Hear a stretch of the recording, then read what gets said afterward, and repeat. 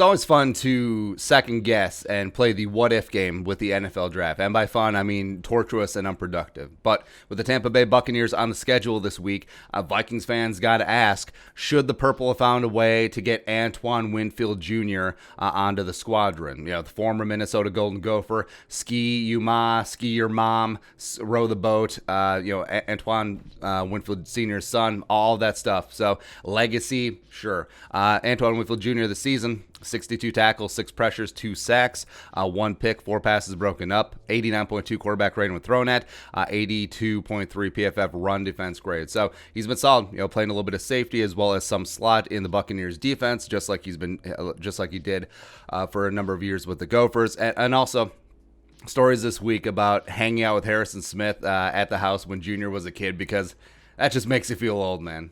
It just does. But the question is, how would the Vikings have secured Twan? Well, 2 realistic routes. So Winfield went number 45 overall in the second round to the Buccaneers. So the Vikings would have either had to draft him at 25 or 31 after trading down instead of taking Jeff Gladney, the pride of TCU, or traded Anthony Harris this offseason to the Giants or the Browns for picks 36 or 44 respectively. Now, Let's recap. So let's talk about Winfield Jr. first. So background, 22 years young, 5'10", 205. Led the Gophers at a bust-out season as a senior, 2019 with 88. Also had 3 sacks, put up a school record 7 interceptions, 88.1 PFF grade. Saved his best for big-time games in the Penn State upset win. Winfield, absolute stud, 11 tackles and 2 picks. Was first-team All-Big Ten. Natch was also Big Ten Defensive Back of the Year in a conference that had Jeff Okudah. So, yeah. Also unanimous first-team All-American. But, of course, the drawbacks on Antoine is that size, injury history. The question is, could he hold up consistently in the NFL? Also, with the injuries, he was basically a one-year wonder with the Gophers. He's also not that plus athlete, which is why he potentially could fall behind LSU's Grant Delpit, Alabama's Xavier McKinney, Jeremy Chin, of course, we've seen him. Also, we always have to ask, are we romanticizing the kid because he's Antoine Winfield Jr.'s son? And, of course, we love Antoine Winfield, one of my favorite Vikings of all time. Also, because he's a local guy, played for the Gophers, was originally at Eden Prairie before finishing up his high school career in Texas. So you always have to watch out for that, sure. Example, Vikings fans, we're not really pining over Kyle Duggar, a.k.a. 19 Kids and Counting, because remember, he went 37 overall to the Patriots and is playing at an extremely high level. Plus, he is an absolute physical freak. So, not even sweating about that, but so, getting back to ways of the Vikings potentially getting Winfield. Number 1, take him instead of Gladney. No, I still think Gladney was the right pick. Higher positional value, cornerback versus safety, plus Gladney can play inside and outside. Also has a very bright future. He was improving every single week before he got dinged up a couple of times. Plus, remember, the Vikings were absolutely depleted in that draft at cornerback because Xavier, Waynes, Mack all gone. So cornerback was the need. Hence the Vikings investing a 1-3-5 into the position. Number 2, trading Anthony Harris now.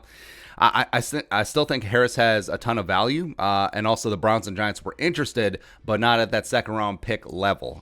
Perhaps they were going to work in a third-rounder and some change somewhere in there, but giving up those high second-round picks, and they always had the leverage of just taking a rookie safety when discussions broke down between day 1 and 2. And also the Vikings had the leverage, too, that they could just hold on to Harris. So that potentially didn't work out there. Also, say the Vikings did get 36 from the Giants, and then they had the full slate of safeties available. So you had McKinney, Duggar, Delpit, and Winfield are still on the board, and Jeremy Chin, by the way.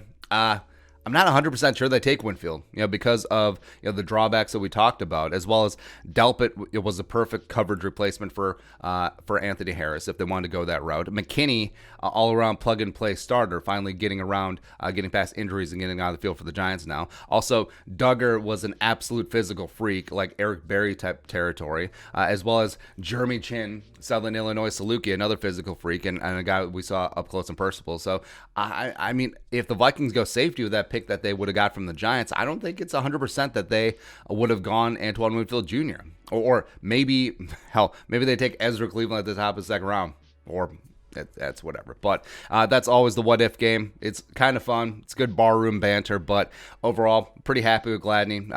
Antoine seems certainly happy in Tampa Bay. Also, they seem happy with Tyler Johnson, too. So that one I'm a little bit annoyed about. But either way, still wish him the best of luck, just not on Sunday.